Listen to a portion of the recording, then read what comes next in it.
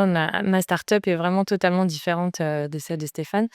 C'est important d'ailleurs justement de bien catégoriser, pour que les startups puissent se reconnaître dans un modèle puisque, il y a la biotech, il y a medtech, et on n'a pas du tout les mêmes enjeux et on démarre pas tous de la même manière. Donc il y en a qui ont déjà des preuves de concept, d'autres qui n'en ont pas et qui ont besoin de lever pour avoir des preuves de concept. Bon, moi, la chance que j'avais, c'est que j'avais déjà une preuve de concept et j'avais déjà la validation des professionnels de santé et cetera.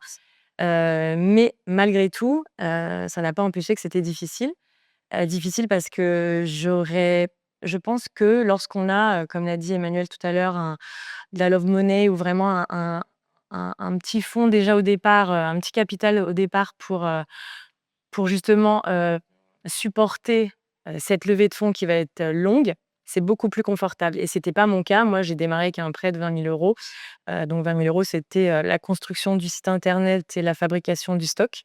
Et après, bah, à chaque fois, c'est que de l'autofinancement en fonction du chiffre d'affaires. Est-ce que vous avez aussi envie d'être financé ou est-ce qu'aujourd'hui c'est pas dans votre état?